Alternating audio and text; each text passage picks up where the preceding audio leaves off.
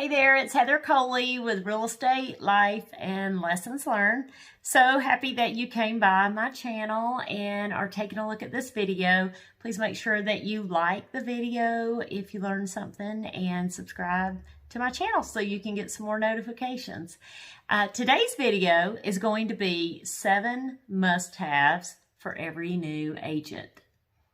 Now these, of course, are my opinion.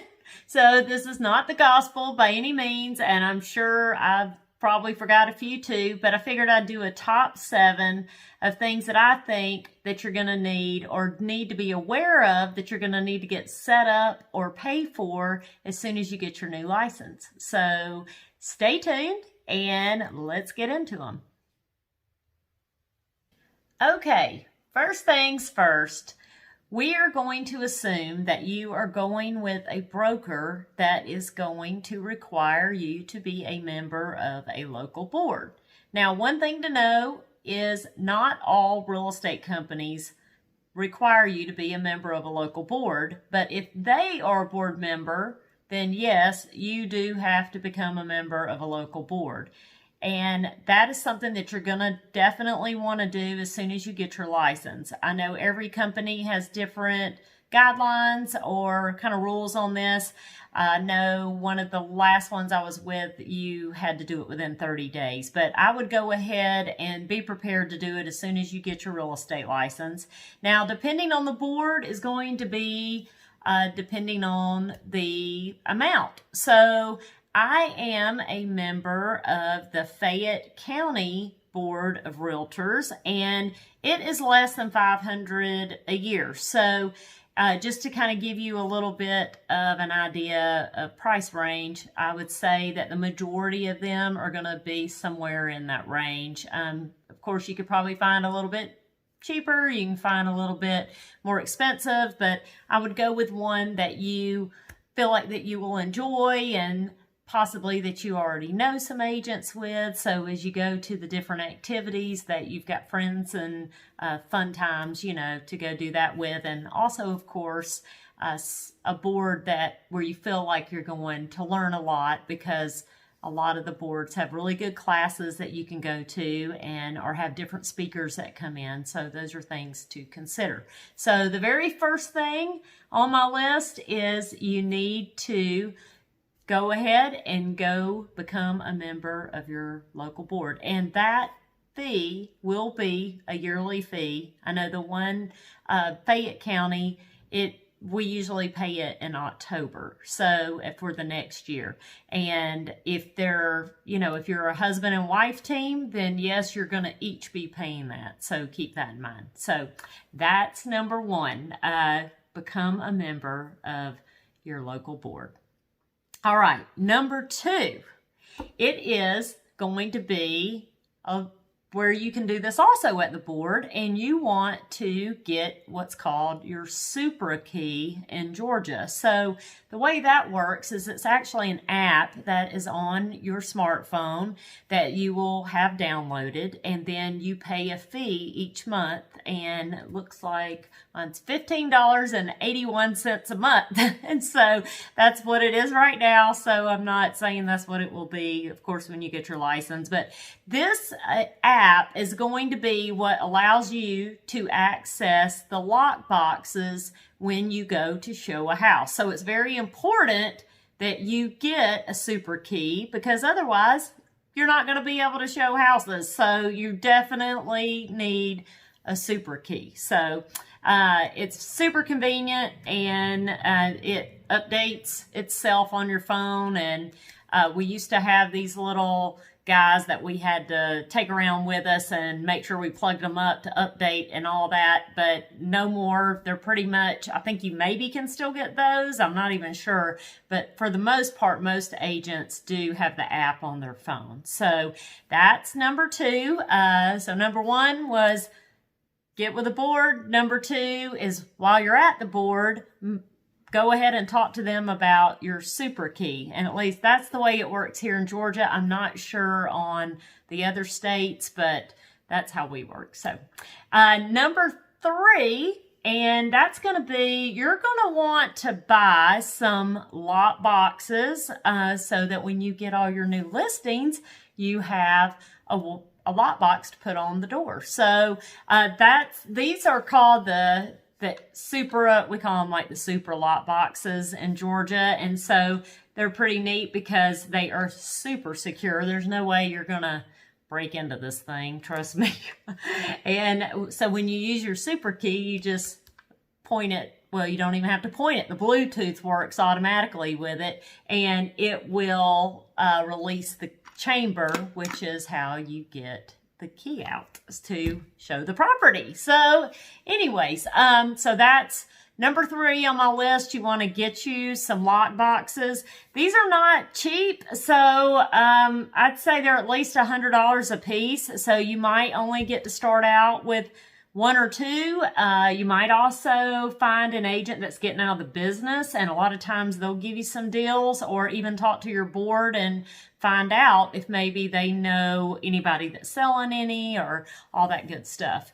Along with the lock boxes, number 3 I've got is to go ahead and get you some signs, made. So either you're going to need to talk to your broker to find out exactly how all that's going to work. Some brokers provide them for you. Some brokers want you to just get name stickers, to put on the signs, or name writers, that will go at the top.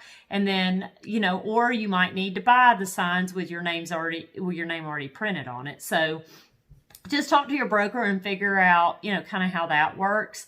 And so that's number 3, signs and lot boxes. All right, number 4, you're going to need a way to, when you're talking to people or, introducing yourself, you're going to need some business cards. So make sure that you go ahead and order you some. And here's me and Jimmy on our business card, and on the back we have our broker and our phone number. And I keep messing with my hair because it's like sticking out crazy today. So I think I bought these through a company called Pixels Printed, and I really like their quality. It's nice, and they have tons of different styles you can choose from. And I think I got 1,000 for maybe, I think it was less than $55. So tons of cards and nice quality. So make sure you check those guys out. They do really good work. So business cards are very important, of course, because even when you're going around to agent open houses, and you're going to want to do that because, especially when you're starting out, you can get a free meals on Wednesday if you go look at other agents' listings a lot of times. And then, of course, they have drawings, and hey, you're going to want to put your business card in all those drawings. I mean, trust me, I've won like $500 before at one of them, and all kind of other fun gift cards and, all kind of fun stuff. So yeah, make sure that you get you some business cards as soon as you get going. So that was my number 4. And I'm also going to include with business cards, I really think you should go ahead and go buy you some thank you cards, because you're going to need them. Because one of the things is, of course, when you go to closing, you're going to want to tell your client thank you, and, maybe even get them a little gift to go inside of it. But you also maybe want to just send out thank you. Just be more aware of things that people are doing, or things that are nice that you want to say thank you, to somebody. So even, with another agent, like a good co-op agent you're working with, sometimes it's a nice gesture to even send them a thank you card. So number 4 was cards, business cards, thank you cards, and no need to spend a fortune on them. I mean, you can get these little thank you cards at all my little favorite places, TJ Maxx, Ross, Marshalls, all those fun places. Number 5 on the list is you need to set yourself up a voicemail on your phone. And it's always so funny to me, like with the younger people, they are not too much on the voicemail. And so I've had to have a conversation with he was 17 then, but 18 now, and to explain, hey, people like to hear a voicemail and not just, that you've never set it up. So make sure you set up a nice voicemail. I really think it's nice just to be friendly on your voicemail and, let people know that you'll call them back. I don't think really all the screeching music and all that stuff's kind of maybe the best thing, because sometimes it doesn't really come out as nice on the other end. And then and then you might want to say too on your voicemail, what company you're with, or, different things like that, but something very friendly, because you have to think that's your first impression if somebody is calling you for the first time. And make sure whatever you do not let your voicemail get full, because that is probably one of the worst things that somebody can hear when they call your voicemail, is that it's full. So you don't ever want to do that. So just be very aware of your voicemail, and like I said, friendly, professional, but nice. Number 6 is going to be, so you're going to want to figure out, okay, who am I going to set up my email with? Am I going to continue to use the email that I have right now, or am I going to be using maybe one of the vanity emails that's through the company that you're with? My favorite really is Gmail, and it's for a lot of reasons. And so mine is pretty simple. I mean, it's, you can do anything though with it. I mean, even if your name is taken, you might want to do your name and real estate, or homes, or, Heather sells homes, or, whatever. Come up with something if you don't already have something, but you don't want anything too weird or cutesy that maybe you did back when you were, 16. So you want to be, like I said, I think it really helps if it's your name, because it's easier for people to remember.